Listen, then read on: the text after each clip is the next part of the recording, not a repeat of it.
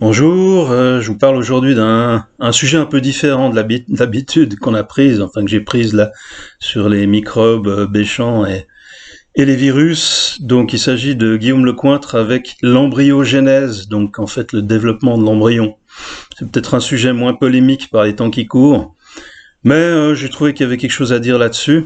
Donc première chose, qui est Guillaume Lecointre? Donc c'est un biologiste spécialiste de l'évolution des poissons qui s'est fait un peu le porte-parole d'une sorte de rigueur dans la manière de parler de science, avec plein de mots dont il faut pas parler parce que c'est pas précis, parce que ça induit en erreur. Donc une sorte de, qu'est-ce qu'on va dire, de censure de certains termes. Là j'ai parlé de poissons, lui il parle pas de poissons, il parle de téléostéens par exemple. Donc c'est certains poissons, voilà, qui s'appellent les téléostéens. La plupart des poissons d'ailleurs sont des téléostéens.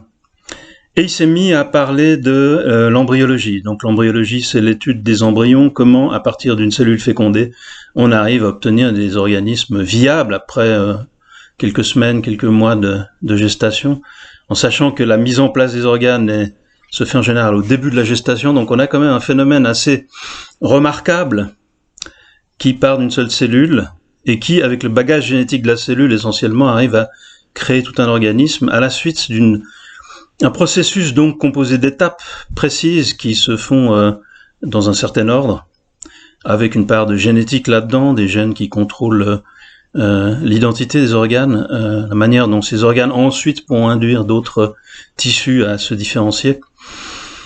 Donc pour Guillaume Lecointre, en fait, l'embryologie, l'embryogénèse peut s'expliquer non pas à partir d'un programme, mais à partir de le phénomène de sélection. Donc le phénomène de sélection naturelle est très important pour l'évolution, qui se déroule sur des millions d'années et qui donne à la fin, qui a donné en fait une grande diversité d'organismes tels qu'on la constate aujourd'hui et telle qu'elle était déjà il y a pas mal de temps, comme on le voit d'après les fossiles.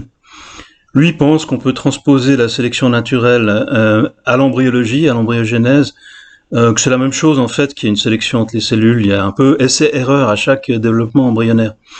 Donc la sélection naturelle en fait agirait à l'échelle de quelques heures, quelques jours, et expliquerait qu'on obtienne des organismes parfaitement viables, parfois très complexes.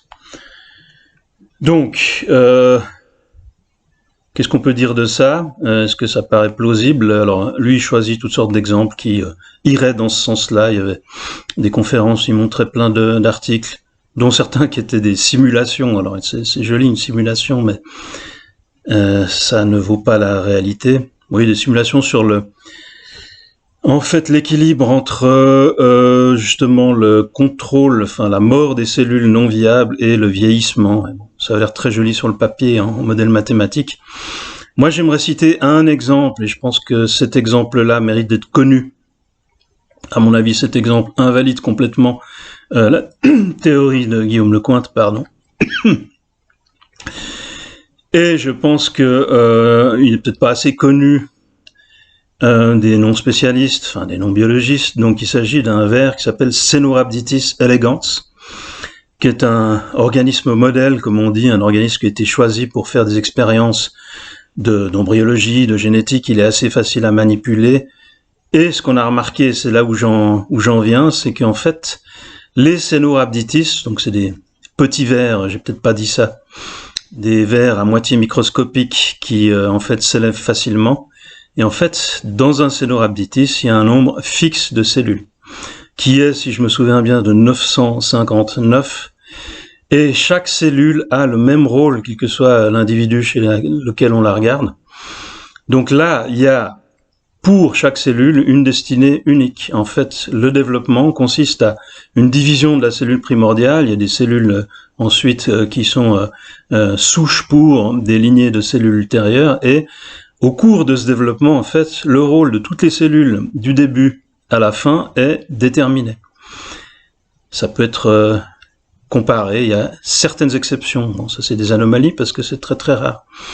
Donc voilà un exemple de développement embryonnaire où il n'y a aucune sélection. En tout cas, aucune sélection prévue. Chaque cellule fait le travail qu'elle devait faire depuis le début. En fait, son rôle était défini avant même qu'elle existe. Donc, pas de sélection, il y a quelque chose qui ressemble quand même pas mal à un programme, parce que vraiment le déroulement est fixe à quelques variations près, mais minimes. Et surtout qu'au niveau des cellules, du nombre et de leur rôle, en fait, tout est fixe. Donc, en plus, c'est pas la seule espèce qui fait ça. Je pense que c'est moins connu chez d'autres espèces, mais il y a quand même pas mal de petits invertébrés qui se développent comme ça. Donc, une embryologie avec un nombre fixe de cellules, avec un rôle qui est toujours le même, et donc pas de sélection. Donc, je me dis, quelqu'un qui serait un apôtre de Guillaume Lecointre, comment il pourrait expliquer qu'on puisse dire il y a de la sélection, il n'y a pas de programme dans l'embryogenèse, alors que là, on a un exemple où il n'y a pas de sélection, et ce qui s'apparente quand même pas mal à un programme, et c'est un organisme qui existe. Donc, un cas comme ça, je dirais, est suffisant pour rejeter cette interprétation de Guillaume Lecointre. Je pense que lui et d'autres, en fait, se font un malin plaisir à justement essayer de redéfinir des aspects de la biologie, à prendre des concepts, à dire qu'ils sont obsolètes. Comme je vous disais, il détesterait qu'il y ait un programme, peut-être aussi en partie parce que il y a un but à ce programme. Mais je sais qu'il avait parlé de poissons chez lesquels, en fait, beaucoup d'embryons n'étaient pas viables à l'éclosion, n'éclosaient pas. Et là, je pense qu'en disant ça, ça montre qu'il y a bien un but à l'embryogenèse qui est de produire des individus viables. Même si on peut dire qu'au niveau de l'évolution, voilà, en évolution, on peut dire il n'y a pas de but qu'on puisse identifier de manière scientifique, contrairement à ce que disent les théologiens. Mais je pense que donc il y a ce malin plaisir à dire tel concept n'existe pas, ce qui est un peu une manière de mettre les scientifiques sur un piédestal, parce que eux peuvent dire quel mot on utilise, quel mot on n'utilise pas. En fait, le grand public qui lirait des livres sur des programmes, sur je sais plus ce qu'il y avait comme autre concept, ils sont hors sujet. Et moi je dis, alors, basé sur l'exemple de Seno Abditis, non, c'est pas vrai. Non, il y a bien un programme, et le programme, en plus, il a un but qui est de produire des individus viables, voilà. Si vous avez des commentaires à faire là-dessus, moi ça m'intéresse. Je pense que, un peu comme pour Béchamp, j'ai pas vu tellement de gens qui objectent aux théories de Lecointre, même si les théories de Béchamp et de Lecointre n'ont pas grand-chose à voir. Donc je vous remercie de votre attention, ça va faire bientôt 8 minutes, je m'arrête là. À bientôt, et bonne soirée.